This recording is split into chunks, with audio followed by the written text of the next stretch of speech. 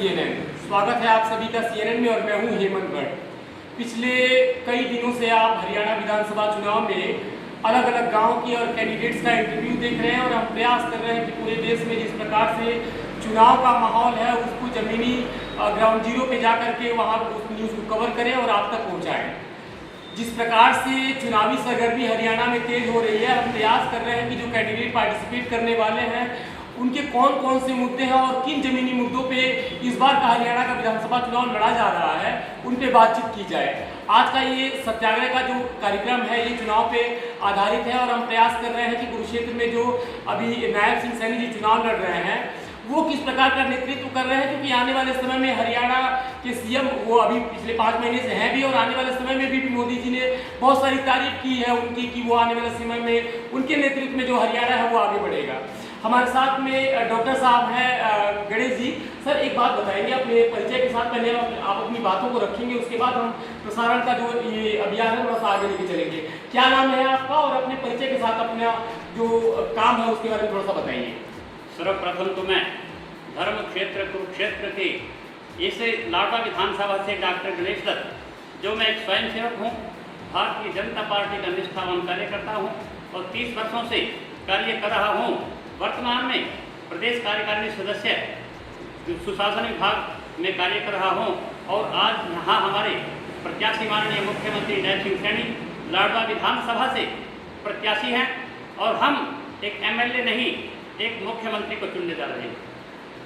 बहुत बड़ी बात इन्होंने कही कि हम लाडवा से एक MLA के लिए काम नहीं कर रहे हैं, एक मुख्यमंत्री को चुनने के लिए काम कर रहे हैं। एक बात बताइए, जब हम गांव यहाँ लाडवा में या हरियाणा के सुदूर गांव में जाते हैं तो बहुत सारी प्रॉब्लम, बहुत सारे मुद्दे जो जमीन से जुड़े हुए मिलते हैं। बहुत सालों से यहाँ पे जो सरकारें हैं वो जीत जीत के आती रही, पिछले 10 साल से यहाँ पे भारतीय जनता पार्टी भी अभी काम कर रही है। आपको क्या लग रहा है कि कौन कौन से ऐसे जमीनी मुद्दे हैं जो इस बार के चुनाव में बहुत अहम है? देखिए मित्र, ये वास्तव में मुद्दे हैं, मैं इनको स्वीकार करता हूं, परंतु 60 वर्षों का जो कार्यकाल रहा 1966 के बाद जब से हरियाणा बना तब से एक ही दल की सरकार अधिकतर रही, कांग्रेस की रही और उन्होंने कभी भी प्रदेश की जनता के बारे में विचार नहीं किया। वो जातिवाद, क्षेत्रवाद, परिवारवाद और इसके बाद भी निजीवाद तक वो सिमटे रहे। तभी ये ऐसे मुद्दे थे कि जो हम धीरे धीरे हमारी सरकार ने 10 साल के जो कार्यकाल में जो हमारी सरकार ने किया है उनमें से अनेक जो अंत्योदय का हमारा लक्ष्य है, जो गरीब, किसान, मजदूर, व्यापारी और अगले पिछड़े समाज के उन वर्गों को, जैसे हमारे यहाँ आदिवासी नहीं है परंतु जो बिल्कुल गरीब हालात में थे, एक उनको राहत देने का कार्य किया, उनके सामाजिक आर्थिक स्तर को सुधारने का कार्य किया। और मैं आपको एक बात बता देता हूँ कि माननीय हमारे जो मुख्यमंत्री जी हैं उन्होंने, जो पूर्व मुख्यमंत्री और वर्तमान में केंद्रीय ऊर्जा मंत्री हैं मनोहर लाल जी ने, एक व्यवस्था परिवर्तन भारतीय जनता पार्टी ने देने का कार्य किया। व्यवस्था परिवर्तन से अभिप्राय हमारा ये नहीं है, हमें कहते हैं कि हम अच्छा सुशासन देने की तरफ आगे बढ़ रहे हैं, हम लोगों की समस्याओं को दूर करने का कार्य कर रहे हैं, जन कल्याणकारी योजनाओं को बढ़ा करके उनके सामाजिक आर्थिक स्तर को कार्य कर रहे हैं, इंफ्रास्ट्रक्चर को दे करके रोजगार के अवसर बढ़ाने का कार्य कर रहे हैं, शिक्षित समाज, शिक्षित महिला सशक्तिकरण, युवाओं को नौकरी। और आप देखते हो कि हमारे माननीय मुख्यमंत्री नायब सिंह सैनी ने अभी अनेक ऐसी योजनाएं शुरू की हैं कि जिसमें हमारा समाज का हर वर्ग बिना किसी भेदभाव के, बिना किसी जाति और पक्षपात के वो लाभान्वित हो रहा है। और ज़्यादा हम एक सपने को लेकर आगे बढ़ रहे हैं। हमारे प्रधानमंत्री का, माननीय नरेंद्र मोदी जी का जो 2047 में विकसित भारत का सपना है, और आपने देखा चाहे किसान की बात हो, जवान की बात हो, खेलों की बात हो, हमारा हरियाणा अग्रणी बन रहा है। यही हमारी सोच है।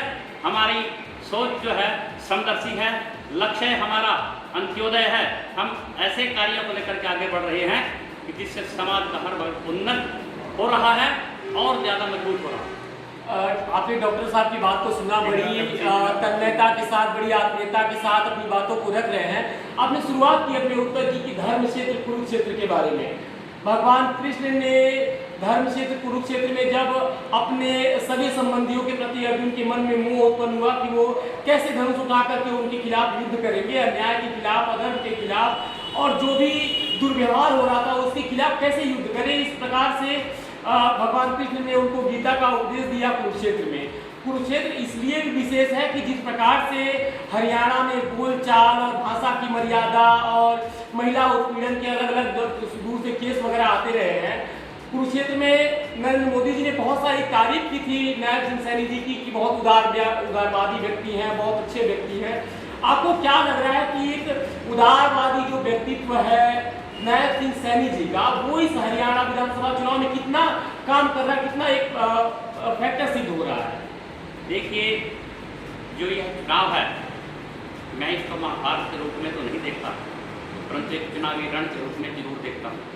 मैं धर्म क्षेत्र कुरुक्षेत्र की जो बात मैंने की वो इसलिए की कि वास्तव में धर्म क्या है। धर्म ये है कि मैं जब दूसरों के बारे में विचार करता हूँ, समदर्शी स्वभाव के बारे में जब मैं बात करता हूँ, तो हमारा धर्म बन जाता है। कांग्रेस की सोच धर्म की नहीं है, कांग्रेस की सोच अधर्म की है, क्योंकि वह परिवारवाद, क्षेत्रवाद जो मैंने पहले बताया है, जातिवाद, और ऐसा है कि कोई भी बात लगा दिए, चाहे दवादवाद भी हो, मुझे कोई संकोच इस बात में नहीं है।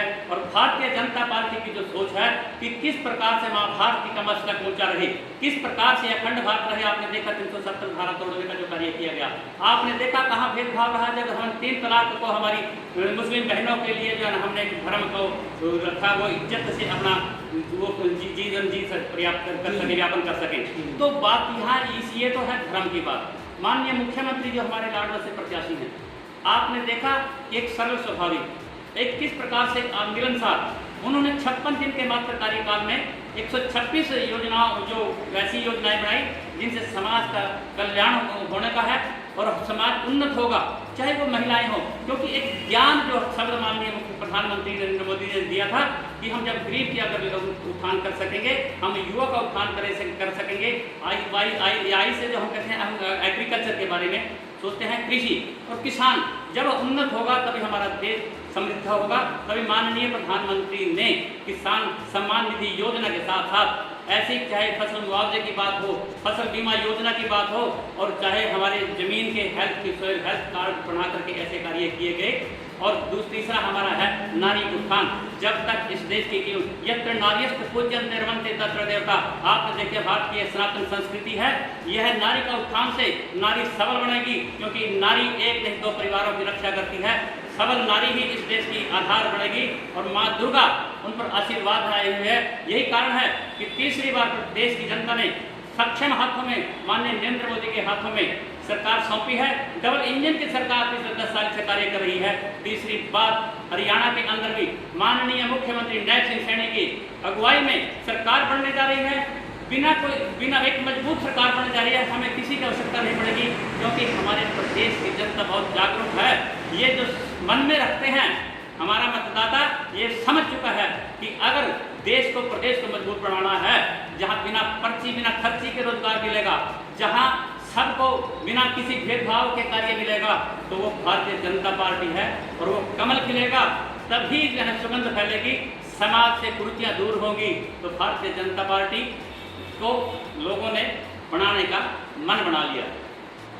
आप सुन पाए होंगे। 1-2 और भी महत्वपूर्ण प्रश्न हैं, हम बात करेंगे इस कार्यक्रम में। डॉक्टर साहब से एक बात बताइए कि आप लोग अपने मुद्दों को लेकर के जनता के बीच में जा रहे हैं, हर रोज अपने अपने मुद्दों पे 2 अलग अलग पार्टियां वो भी जनता के बीच में उतरी हुई हैं।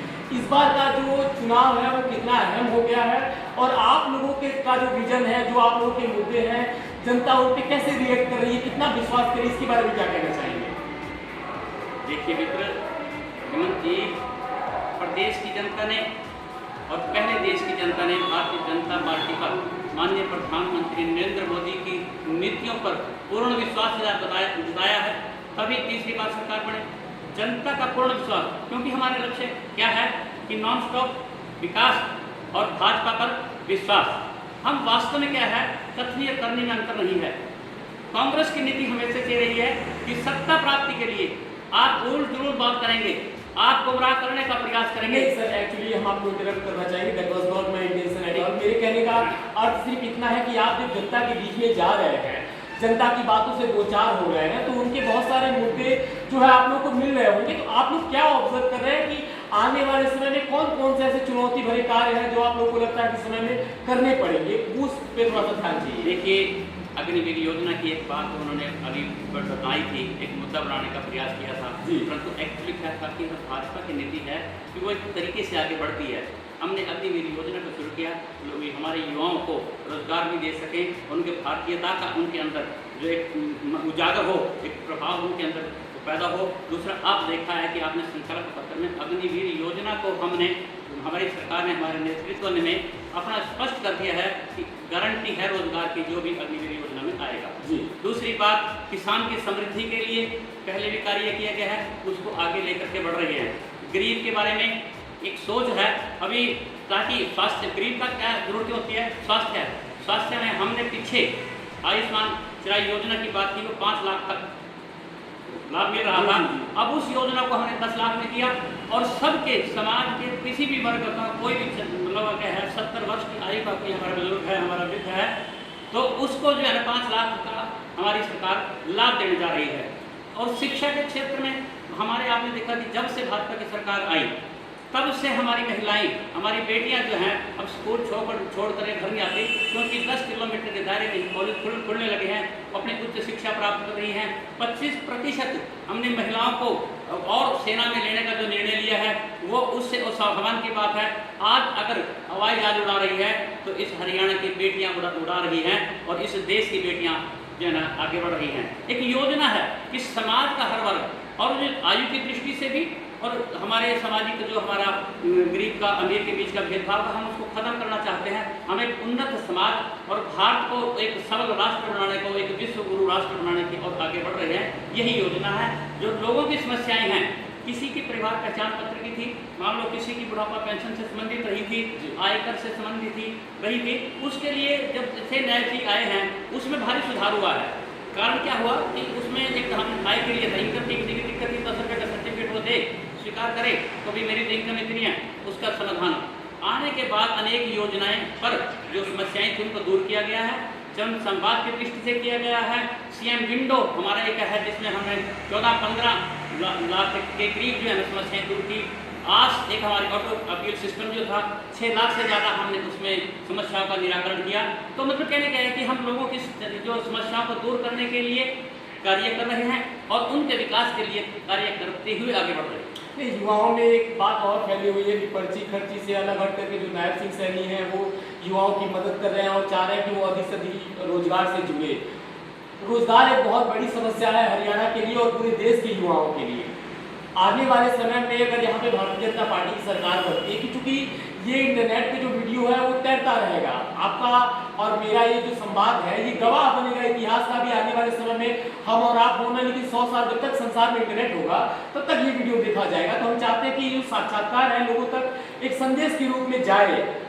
आने वाले समय में अगर भारतीय जनता पार्टी की सरकार बनती है तो आपको क्या लग रहा है कि हरियाणा में चीजें कितनी मजबूत होने वाली है? देखिए, एक बात तो मैं निश्चित रूप से पूरे विश्वास से इस बात को कह सकता हूँ कि हमारे युवाओं को पहले विश्वास बढ़ भी चुका है 10 साल के कार्यकाल में, और मैं आज और ज़्यादा विश्वास करना चाहता हूँ कि माननीय प्रधानमंत्री नरेंद्र मोदी की, माननीय मुख्यमंत्री नायब सिंह सैनी की जो सोच है, नीति है, नीयत है, वो बिल्कुल ही साफ है। एक्चुअली क्या है कि किसी भी युवा को बेरोजगारी से भटकना नहीं पड़ेगा। कोई भी युवा जो, क्योंकि हम कहते हैं कि दशा में है तो कई कारण रहे हैं, हम उनको अभी करेंगे कि हमारा संस्कारित युवा बने, जो रोजगार युक्त हमारा युवा बने। इस बात की गारंटी मैं देता हूँ। और आप कभी आने वाले देखते हैं कि भाजपा की अगर सरकार बनती है तो समाज का हर वर्ग उन्नत भी होगा। हमारा युवा क्या है, वो हमारा भविष्य है, इसलिए उन पर तो हमारे प्रधानमंत्री का जो ध्यान है वो सर्वप्रथम है, और गरीब का उत्थान करना उनकी सोच है। बहुत बहुत धन्यवाद आपका। इन्होंने अपना महत्वपूर्ण समय दिया। हम प्रयास करेंगे, हम ग्राउंड जीरो पे चलेंगे, हम आपको और भी बहुत सारे विजुअल दिखाने वाले हैं हरियाणा विधानसभा चुनाव से। तो आप बने रहेंगे सत्याग्रह के साथ हमारे साथ इस विशेष कार्यक्रम में। बहुत बहुत धन्यवाद आप सभी का। नमस्कार।